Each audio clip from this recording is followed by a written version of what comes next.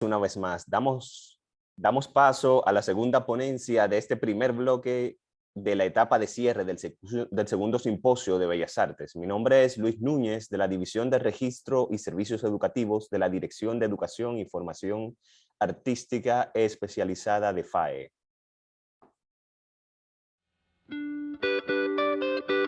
Bienvenidas, bienvenidos al segundo simposio de formación artística especializada. Como espectador, usted puede hacer preguntas o plantear su punto de vista en la sección de mensajería instantánea que está en la parte inferior de su pantalla. Las mismas serán respondidas por los panelistas al final de la conferencia. Además, puede pulsar el icono de levantar la mano. De tener acceso como panelista, favor silenciar su micrófono hasta que corresponda su turno. Gracias por asistir. La ponencia que desarrollaremos a continuación estará a cargo de nuestro egresado de la Escuela Nacional de Danza y de la Escuela Nacional de Artes Dramáticos. Hoy lo presentamos convertido en un maestro. Es un orgullo para esta dirección tener a Rafael Morla en este segundo simposio de formación artística especializada con su ponencia que lleva por título Pensar las artes escénicas en el mundo contemporáneo. Le damos la bienvenida al maestro Rafael Morla. Un placer tenerle por acá. Muchísimas gracias y estoy muy contento de compartir con todos ustedes. Bienvenido, profesor Rafael. Pasaremos a leer la biografía, la reseña biográfica del facilitador de esta mañana.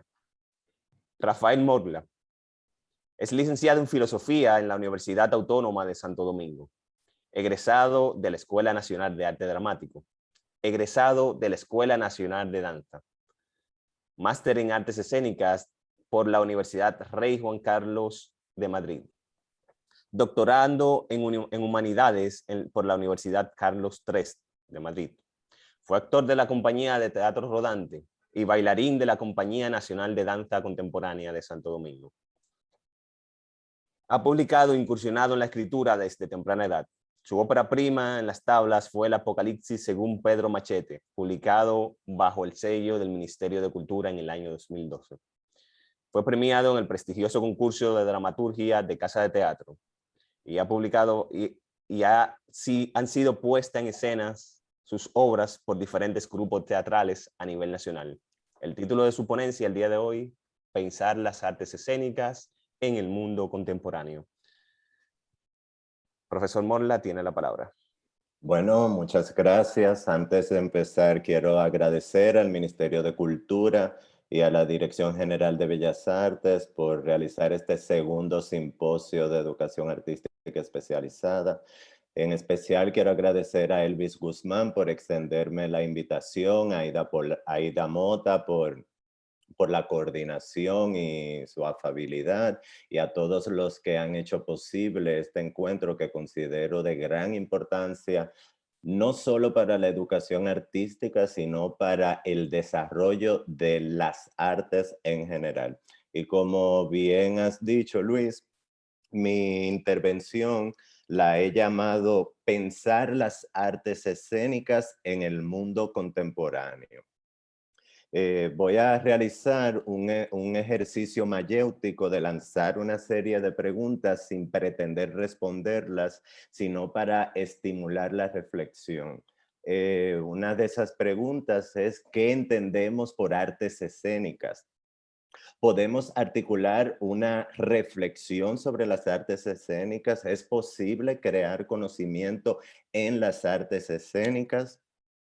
¿Qué pasa con el concepto de artes escénicas? ¿Cuáles son sus limitaciones? De hecho, el diccionario dice que las artes escénicas son aquellas manifestaciones artísticas que se realizan sobre un escenario y suelen colocar el teatro, la danza y la música, que aunque esta última tiene su configuración propia, pero como muchos conciertos se realizan sobre un escenario, suelen colocarla dentro de las artes escénicas. Pero, ¿qué entendemos por escenario? un escenario a la italiana donde el público está sentado en una butaca y el escenario es el espacio, una tarima donde van a estar los intérpretes. O podemos hablar del escenario como la calle, una fábrica abandonada, nuestra casa, la habitación. O podemos hablar de escenario como nuestros cuerpos, los cuerpos propios de los intérpretes como escenario. Y el público, ¿podría ser un escenario? Otras preguntas que me surgen en este ejercicio mayéutico es, ¿quién tiene derecho a articular una reflexión sobre las artes escénicas? Los creadores de artes escénicas tienen la potestad para realizar esta reflexión o los espectadores como receptores de dicho arte tienen mayor derecho o los críticos. Son preguntas que considero de gran importancia a la hora de pensar las artes escénicas. Quisiera también hacer una reivindicación de la filosofía como disciplina idónea y necesaria para articular esta reflexión. Y lo hago por dos razones. La primera es por esa característica que tiene la filosofía de ser pensamiento del pensamiento, porque la filosofía nos otorga herramientas críticas para alcanzar un mayor conocimiento de las cosas. Y en el caso específico de las artes escénicas, nos permite conocerlas a mayor profundidad y reflexionar sobre estas. También defiendo la filosofía porque una de las ramas de la filosofía es la estética, que se encarga de analizar y de pensar el arte. Y aunque la estética se sistematizó como disciplina en el siglo XVIII, antes de dicho periodo, muchos filósofos ya habían reflexionado en torno a las artes, la sensibilidad, la forma artística, etcétera. Tenemos como caso paradigmático a Aristóteles con su emblemática obra La Poética, que aún hoy en día sigue generando debates, ya sea para defenderla como para rechazarla. Otros filósofos fueron Platón y bueno, y un gran etcétera. Por esas razones defiendo la filosofía como disciplina y como la mejor compañía para poder reflexionar sobre las artes en general y las artes escénicas en particular. Otra problemática que me surge a la hora, con respecto al título de mi intervención, pensar las artes escénicas en el mundo contemporáneo. ¿Qué entendemos por mundo contemporáneo? ¿Qué es la contemporaneidad? Existen dos acepciones del término contemporáneo que es bueno que tengamos claro, y es lo contemporáneo se entiende como todo lo relativo al momento presente, a la actualidad, aquí y ahora. En el caso de las artes escénicas serían todas aquellas representaciones de la escena que se realizan en la actualidad, independientemente de que sean experimentalistas o convencionales o más tradicionales. Una segunda acepción de lo contemporáneo es utilizada por los historiadores y se refiere a la época contemporánea y la sitúa en los albores del siglo XVIII con la independencia de los Estados Unidos y con la Revolución Francesa hasta la actualidad. Y para los historiadores esa es la época contemporánea. Pero también creo que es muy importante, tanto para los artistas en general, los artistas de la escena en particular, para los maestros de arte, tener, aunque sean nociones básicas de la configuración de las ideas y del pensamiento del mundo contemporáneo. Eh, Como ya hice la defensa de la filosofía, voy a empezar de forma escueta sobre las características de la filosofía contemporánea, que los historiógrafos de filosofía, a diferencia de los historiadores que hablan de época contemporánea en el siglo XVIII, estos dicen que la filosofía contemporánea inicia en el siglo XIX Y esta tuvo dos grandes escuelas, que fueron la filosofía analítica y la de la filosofía continental. La filosofía analítica, para resumirla, se caracterizaba por el análisis del lenguaje, la utilización de la lógica y las matemáticas como única forma de alcanzar el conocimiento. Esta escuela era de filósofos anglosajones y tenían ese carácter cientificista. Veían la ciencia como la única manera de alcanzar la verdad. Por otro lado, estaban los filósofos continentales, que en su mayoría eran franceses y alemanes, y se posicionaban en contra de ese cientificismo de los filósofos analíticos y decían que ese cientificismo no podía ser la única manera de alcanzar la verdad. Y defendían el análisis del sujeto dentro de la historia, las ontologías ubicadas en su contexto social, económico y político. Esta filosofía continental tiene diferentes subramas que fueron la fenomenología, el existencialismo, el estructuralismo, el postestructuralismo y un gran etcétera. Y todos estos filósofos continentales se relacionaban y estudiaban de manera profunda todas, absolutamente todas las manifestaciones artísticas. Y esto es muy importante. El mundo contemporáneo es el arte en el mundo contemporáneo está muy de la mano con la filosofía. Y por eso he hecho esa reivindicación de esta. También para entender las coordenadas del pensamiento contemporáneo no podemos olvidar la emergencia de los estudios culturales con sus categorías del multiculturalismo que dan importancia e interculturalismo que dan importancia a las diferentes culturas desde una perspectiva no etnocéntrica.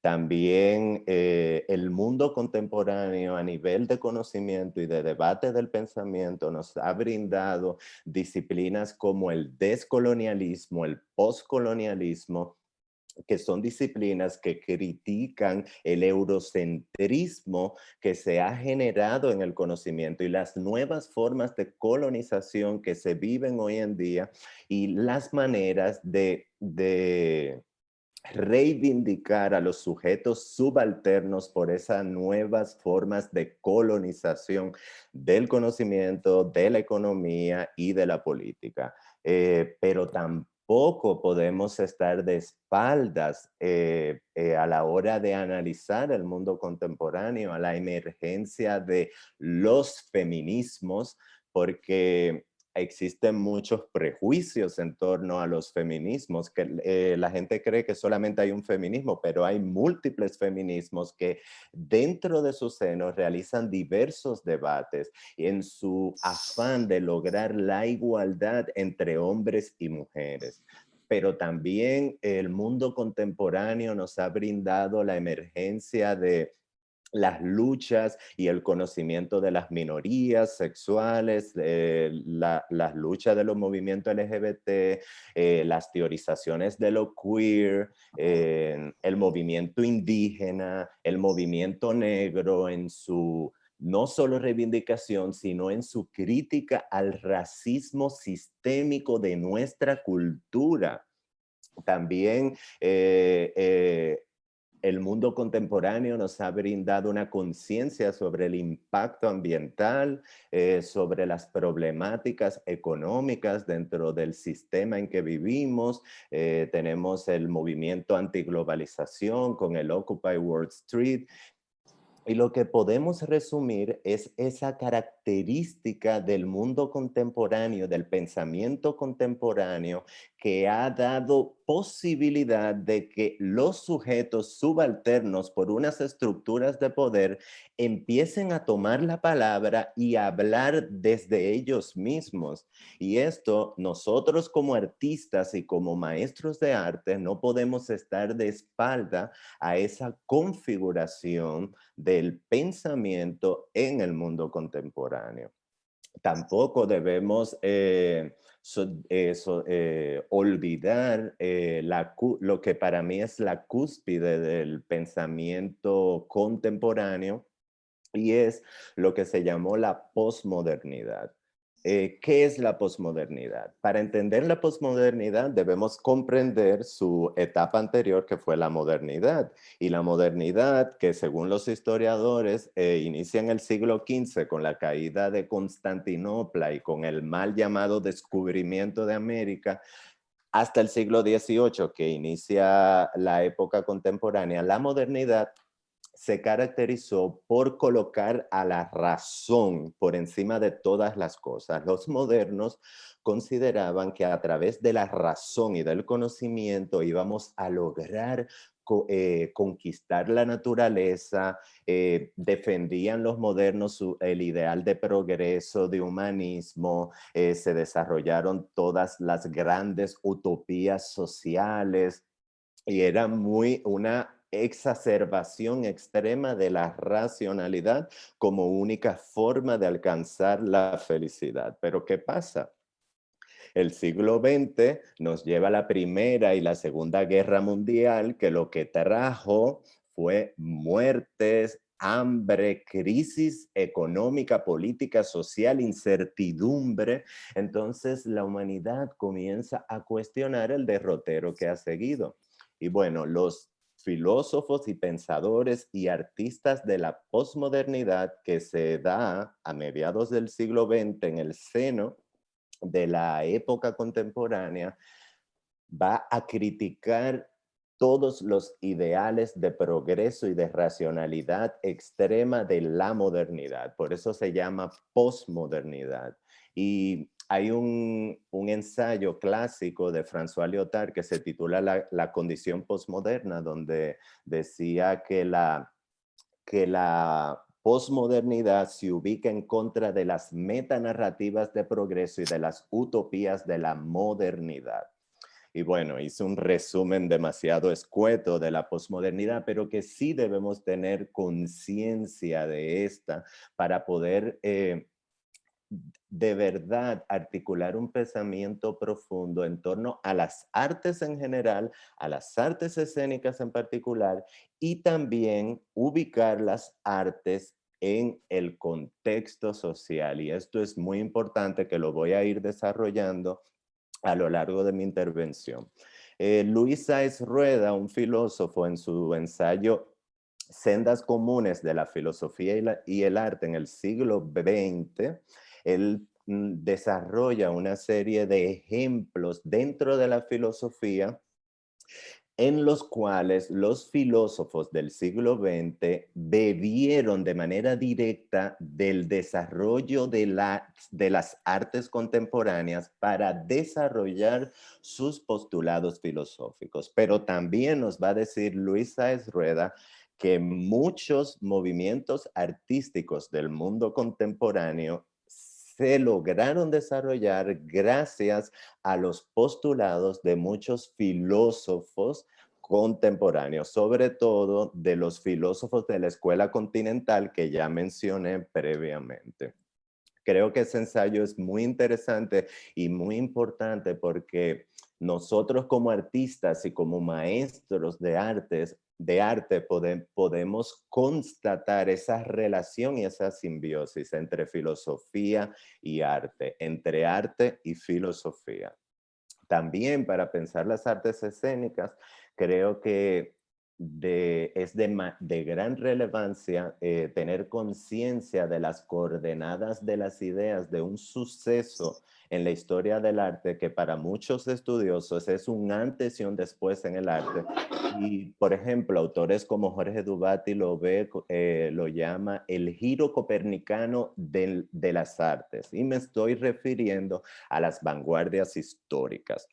Las vanguardias históricas fueron un movimiento heterogéneo que se dio en las artes a principios del siglo XX, entre los cuales podemos mencionar el impresionismo, el dadaísmo, el futurismo y muchos sismos. Era un movimiento heterogéneo que porque no era monolítico en sus planteamientos sobre el arte, sino que muchos de estos ismos se rechazaban unos con otros.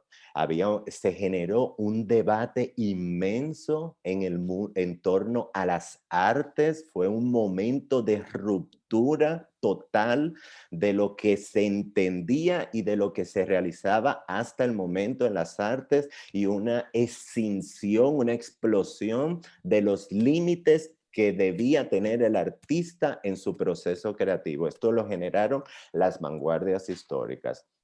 Para entender las vanguardias históricas, recomiendo dos ensayos que son primordiales para tener conciencia de este devenir. Y son el alemán Peter Berger en su libro Teoría de la Vanguardia, donde analiza cómo las vanguardias históricas niegan la institución arte. Critican los valores burgueses del arte y también desarrollan el proyecto de llevar el arte a la vida. Pero además nos va a explicar Peter Berger que en esta transgresión que significaron las posturas de los artistas de vanguardia, también vemos que el arte viene político en su crítica de la autonomía del arte, que decía que el arte debía estar de espaldas a las cuestiones sociales y políticas, que el artista solamente debía estar encerrado en su mundo de arte y lo que estuviera pasando fuera no era su problema, sino que su único problema era el art pour l'art, esa categoría del siglo XVIII. Bueno, las vanguardias históricas destruyen esa concepción de la autonomía del arte y llevan el arte a la vida y conciencian al arte. Esto es muy importante, que todos los artistas y todos los maestros debemos mirar a eso que nos enseñaron las vanguardias históricas. Pero las vanguardias históricas no solo se dieron en el mundo de las artes visuales, también en las artes escénicas ocurrieron las vanguardias en la época contemporánea. Y en el caso del teatro, no podemos olvidar, por ejemplo, el aporte de Stanislavski en su reforma del método de actuación y su negación del teatro naturalista, a Meyerhold, discípulo de Stanislavski, con su biomecánica, donde importantizaba la investigación del movimiento del actor y del cuerpo y de sus características orgánicas dentro de la escena. También a Jerzy Grotowski con su ensayo hacia un teatro pobre, que buscaba negar esa espectacularización extrema del teatro occidental y hablaba de un teatro pobre refiriéndose a un teatro que no se apoyara solamente en grandes escenografías, sino que estuviera circunscrito y supeditado al cuerpo y la voz del actor.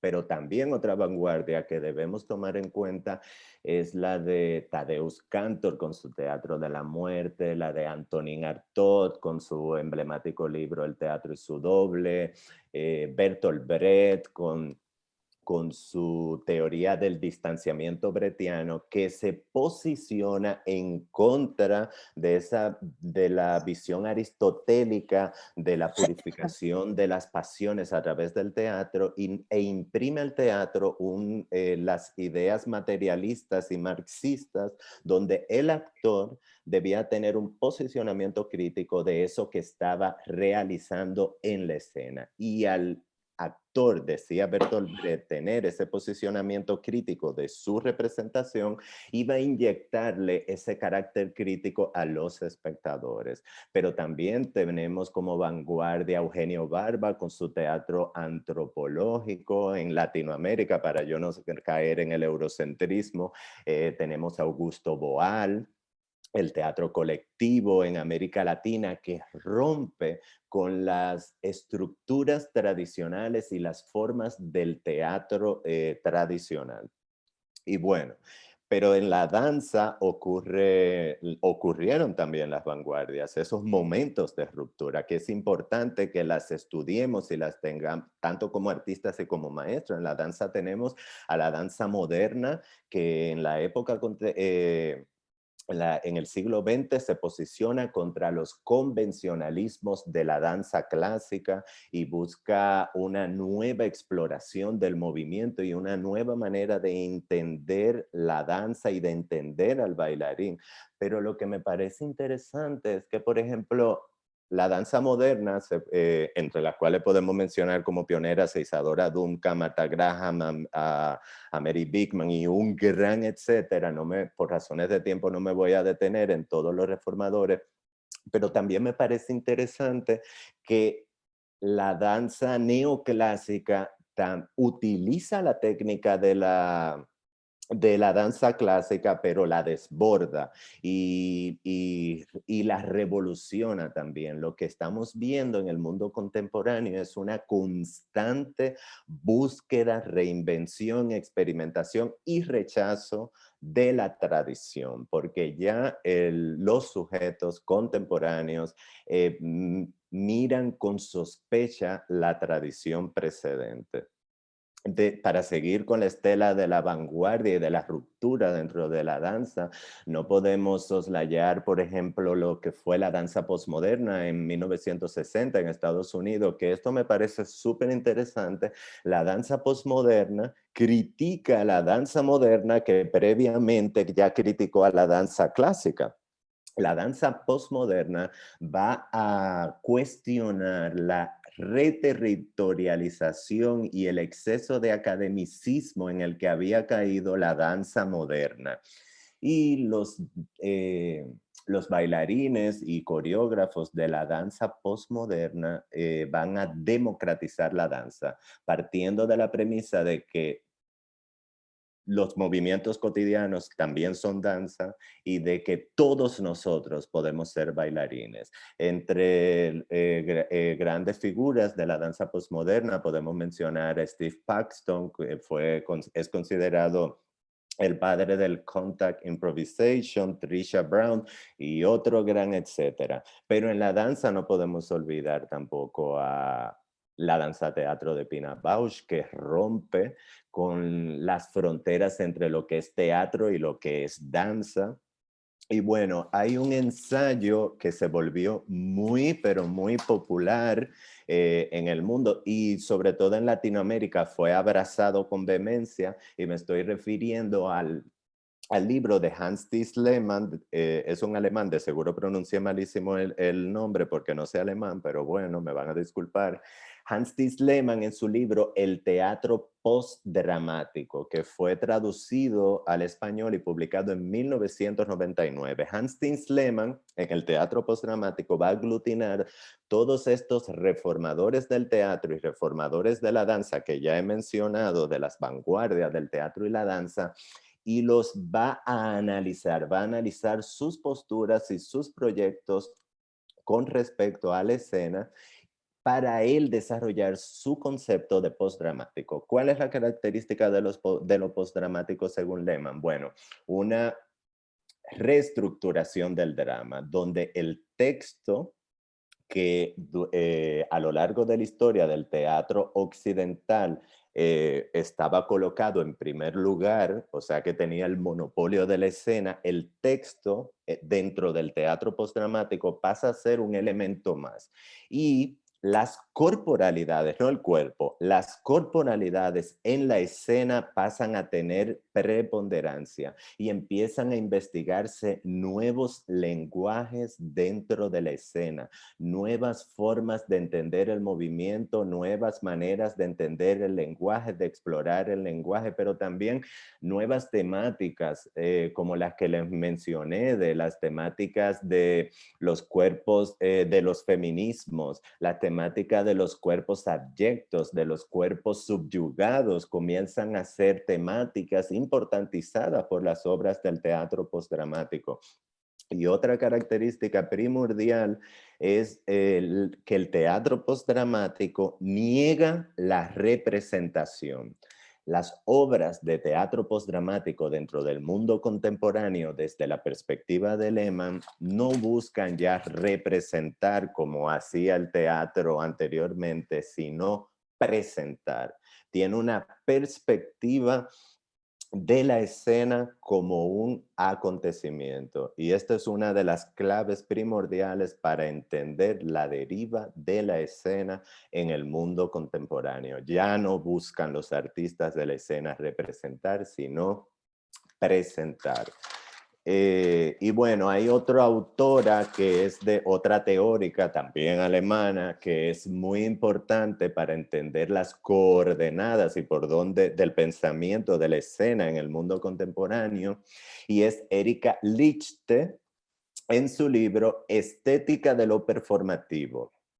Lichte parte en sus teorías del emblemático performance de Marina Abramovic titulado Lips of Thomas, para Lichte desarrollar lo que ella llamaba el giro performativo de la escena. ¿Cuál es la característica de este giro performativo? Que la escena, al igual que decía Lehmann en el teatro postdramático, ya no busca representar, sino presentar y verse como un acontecimiento. El teatro, ya no es representar, sino algo que ocurre, algo que pasa aquí y ahora. Y va analizando las performances y ese giro performativo que, además de buscar la acción como acontecimiento, busca romper las barreras con el público. Eso es muy importante en el mundo contemporáneo. El público adquiere una importancia extrema y ya no se concibe al público como un grupo de sujetos pasivos que están recibiendo la obra de arte. No, el público es importante y el público completa la obra. Y es más, desde la perspectiva de Lichte, en su giro performático, el público se convierte, se transforma en actor. Lichte hablaba de que este giro performático coloca al cuerpo y las corporalidades en primer lugar. Y esto también es muy importante. Y hablaba también de realización escénica. Otro autor que como artistas de la escena y como maestros no podemos estar de espalda a ellos, es el alemán André Eyermann, que en su libro Teatro Post-Espectacular, la alteridad de la representación y la disolución de las fronteras entre las artes. Esto es muy interesante porque Eyermann en este libro estudia el teatro postdramático de Lehmann y el giro performativo de Lichte y muchos otros autores para desarrollar su categoría de teatro postespectacular. ¿En qué consiste el teatro postespectacular? Bueno, Eyermann, nos dice que las obras postespectaculares son aquellas en que los intérpretes abandonan el escenario y se colocan con el público, entre el público, confundiéndose entre los espectadores. Pero no solo eso, sino que interpelan a los espectadores diciéndoles, esto es una representación. Estamos representando algo y ustedes son parte de esto. Eyermann lo ve como teatro post-espectacular porque el escenario ya está vacío, pero ese escenario vacío también dialoga de alguna forma con esta nueva relación entre público e intérpretes.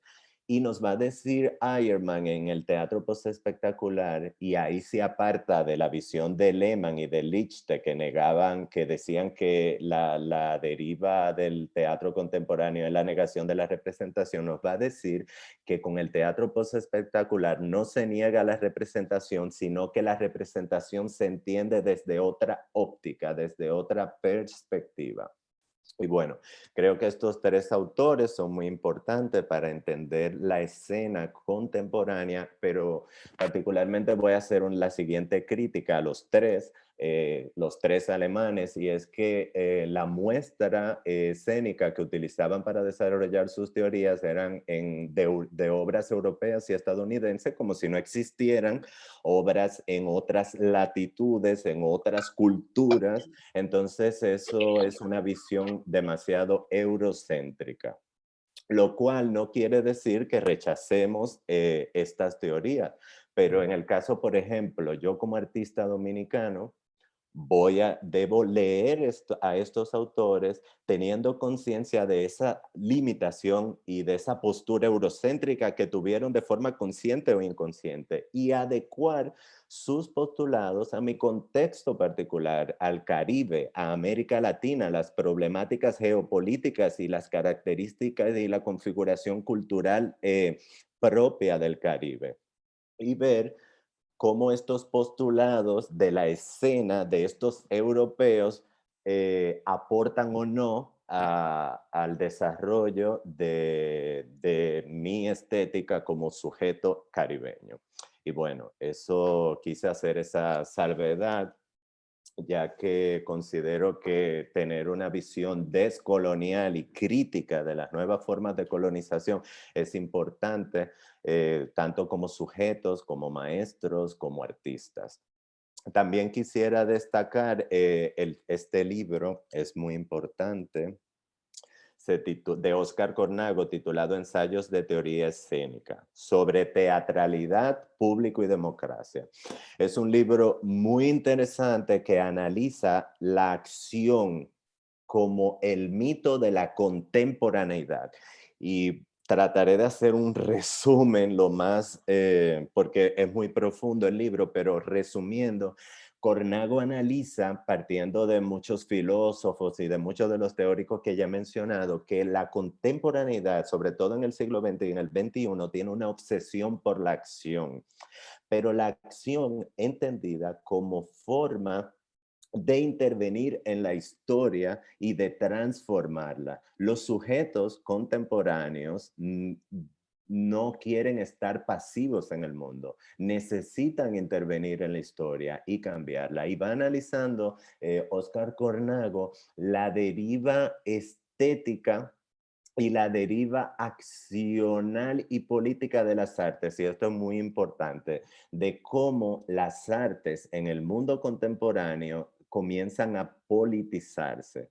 Él utiliza el ensayo de Manuel Delgado titulado, que lo recomiendo mucho también, la estetización, este es de Manuel Delgado, la estetización de las protestas sociales, activismo y postpolítica.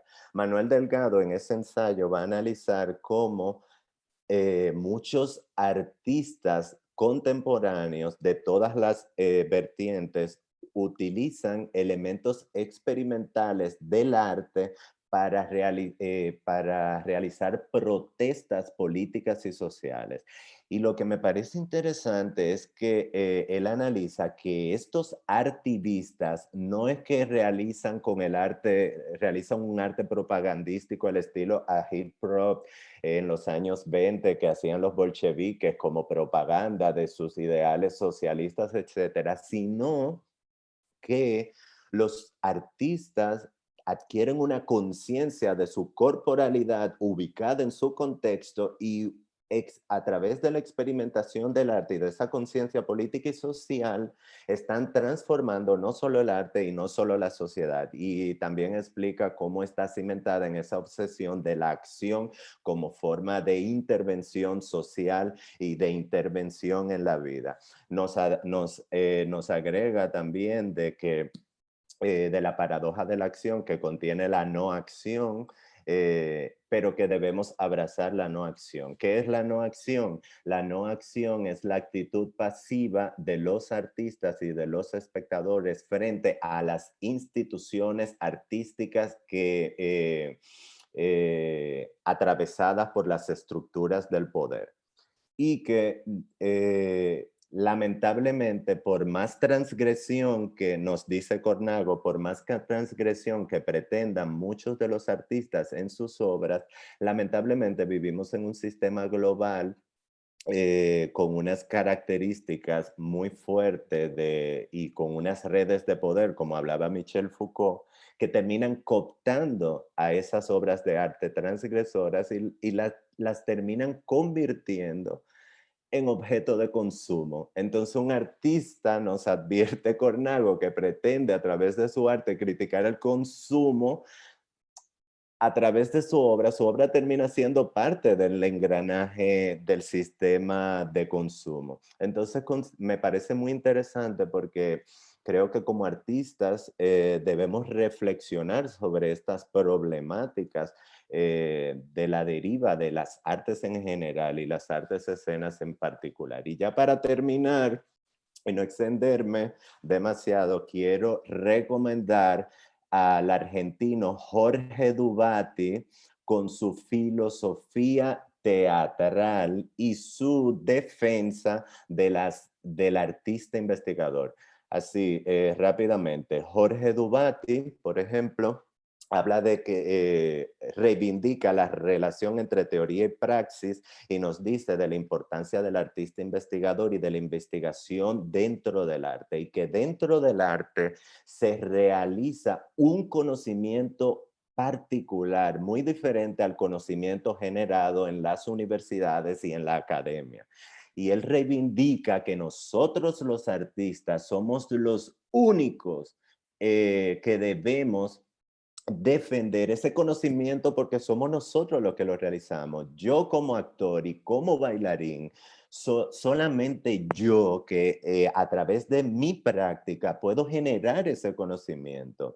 Y esto me parece muy importante porque nos da una nueva perspectiva del conocimiento, que dentro de las artes se está produciendo conocimiento, y un conocimiento completamente diferente al conocimiento teórico universitario, pero también Jorge Dubati le hace su crítica a muchos artistas, sobre todo de la escena, que muchos artistas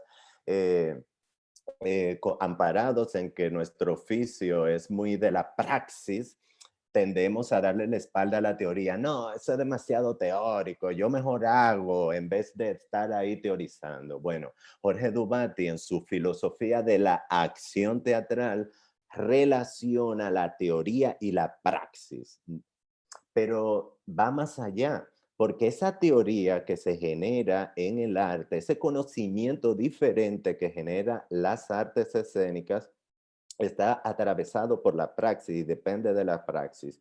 Y habla de 4 sujetos del conocimiento dentro de las artes escénicas. Él habla del artista investigador, que son aquellos artistas que parten de su práctica, que realizan conocimiento por su práctica y para su práctica. Dígase coreógrafos, bailarines, directores de escena, actores, etcétera.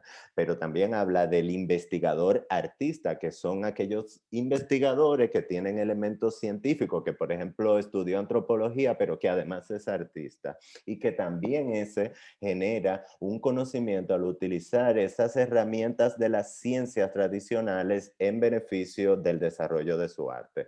Pero también defiende como sujeto del desarrollo del conocimiento en las artes escénicas al investigador participativo, que el investigador participativo es aquel que sin ser artista se relaciona con los artistas, consume obras de arte, se encuentra en los procesos artísticos, muchas veces hasta duerme con los artistas, y Dubati le da muchísima importancia a este investigador participativo porque él es partícipe, es cómplice del conocimiento que se está generando.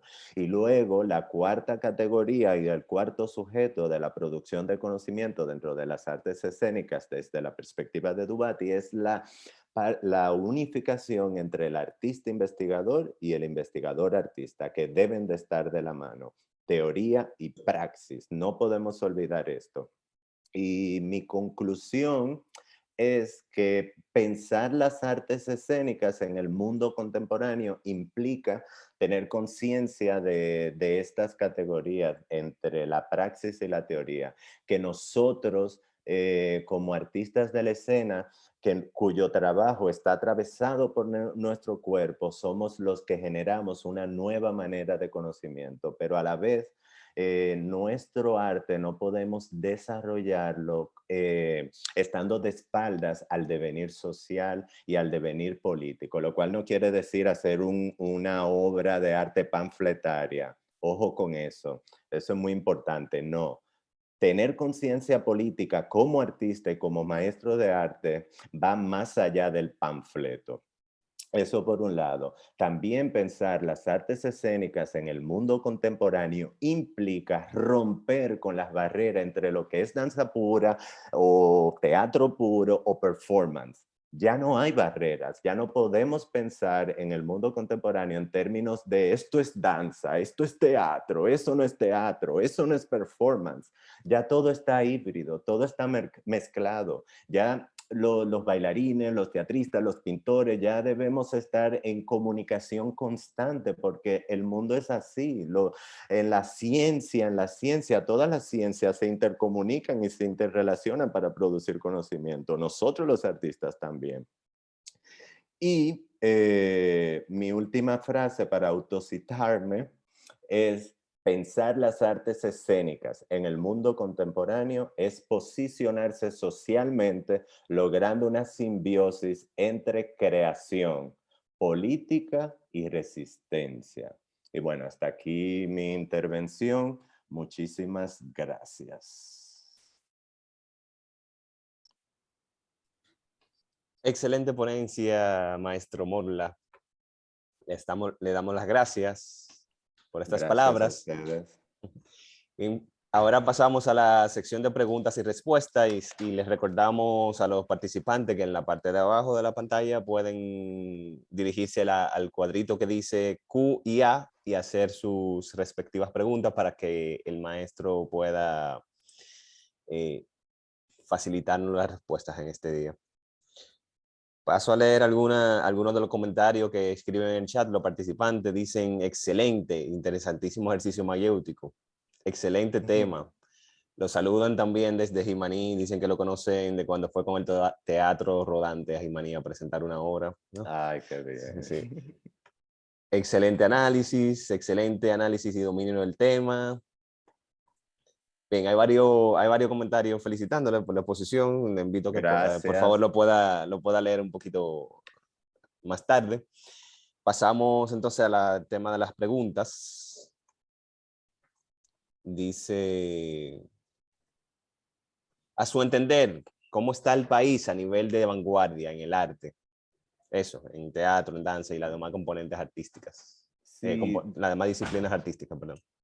de hecho, Ujú. eso yo en mi tesis doctoral estoy trabajando las vanguardias teatrales en la República Dominicana y aunque la tuve que acotar por cuestión de metodología hasta el 2000, pero sí, debemos romper con esa visión de que las vanguardias y la ruptura en el arte solamente se hizo en Europa o en los países desarrollados. También en Latinoamérica, en el Caribe y en República Dominicana existió la vanguardia y nuestra vanguardia tiene unas características particulares propias de nuestro contexto político, social, que la hace única. Entonces, así es que veo la vanguardia, como que existen, como que tienen sus características propias. Excelente, muchas gracias. Nos preguntan: ¿qué debe tener un actor y un bailarín de hoy en día? ¿Cuáles son sus retos? Bueno, lo primero, a mí no me gusta, es una pregunta muy, muy buena, pero a mí particularmente no me gusta como dar fórmulas ni dar consejo porque siento, a veces quiero tener cuidado de parecer que soy absolutista y como que tengo la verdad. Pero partiendo de mi experiencia como bailarín y como actor, creo que lo más importante es disfrutar lo que hago. Eso es lo primero. Amar lo que hago, amar la danza y amar el teatro, pero también tener una conciencia de por qué lo hago. Preguntarme, aunque no tenga la respuesta, ¿por qué bailo? ¿Por qué actúo? ¿Por qué lo disfruto? Y también reflexionar, aunque no me llegue la respuesta, cuando estoy en escena frente a un público, ¿qué es lo que estoy haciendo? ¿Qué es lo que estoy diciendo con esta danza y con esta actuación? Creo que eso es lo más importante, además de la disciplina, del rigor, etcétera. Y también lo que decía Jorge Dubati de leer mucho y practicar. No solamente práctica y desdeñar la teoría, o no solamente teoría y desdeñar la práctica, las dos cosas. Espero dar luz un poco a esa pregunta. Excelente, gracias. Otra pregunta dice, partiendo de tu experiencia, usted ha mencionado varios en el recorrido, ¿qué filósofo puedes recomendarnos que ayuden a los nuevos coreógrafos para poder acercarse a la comunión entre filosofía y danza? Hablamos ya de, obviamente, de Aristóteles, de Oscar Gonago. ¿Hay Sí, otros muchísimos. textos, exacto, que nos puedas Sí, recomendar? bueno, lo primero, filósofos de la contemporaneidad. Frederick Jameson, que analiza todas las manifestaciones artísticas en la época contemporánea. Un ensayo, por ejemplo, El arte en la época de la reproductibilidad técnica.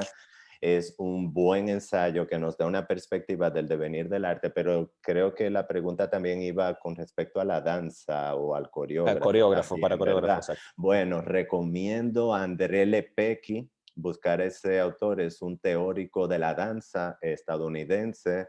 Él ha escrito varias obras, pero googlea a André Lepecki, todos los ensayos, El cuerpo colonizado, que analiza la colonización de la danza, las formas de colonización del cuerpo dentro de la danza, y las va analizando desde una perspectiva crítica y filosófica también, por mencionar algunos. Y también con el que terminé mi intervención, Jorge Dubati, que aunque él habla de filosofía teatral, eh, cuando él usa el concepto de teatro, usa el concepto de teatro como convivio, que viene del latín encuentro, del teatro como encuentro, pero no es solamente la obra de teatro, una pieza de danza también desde la perspectiva de Dubati es teatro. Entonces recomiendo la filosofía teatral de Jorge Dubati y después puedo ir dando más bibliografía, pero... Oh, perfecto, perfecto. Muchas gracias, profesor. Otra pregunta, dice, ¿ha sido difícil para usted como latino estar en un país desarrollado con una cultura tan amplia? ¿Le han minimizado como artista? Bueno, sí, de hecho mencioné lo de las problemáticas descoloniales y postcoloniales y las nuevas estructuras de colonización de la época que vivimos. Entonces, imagínate, si ya eso es todo una disciplina donde estudia las nuevas formas de colonización, imagínate cómo un caribeño de un país en vías de desarrollo en Europa, ¿cómo la va a tener? Creo que se sobreentiende que es difícil y el simple hecho de ser migrante también tiene sus dificultades, pero con lo que sí me estoy dando cuenta que el mundo eso es en el mundo entero, que ya lo mencioné en la charla, hay una apertura y un cuestionamiento a esas estructuras de poder. Entonces también hay unas cuotas que Europa quiere pagar de diversidad, aunque sea desde una postura de vamos a ser chulos, vamos a ser open y vamos a parecer diverso, vamos a aceptar a los migrantes. Y hay algunos espacios aquí, sobre todo artísticos, que son los únicos lugares que Europa le permite a los migrantes de latitudes del sur global expresarse. O sea que es difícil, no imposible, pero con un posicionamiento crítico y empoderado uno le da para allá. Bien, bien. ¿Cree usted que la relación de la enseñanza y práctica van de la mano hoy en día? De la enseñanza y la Y la práctica. práctica, bueno,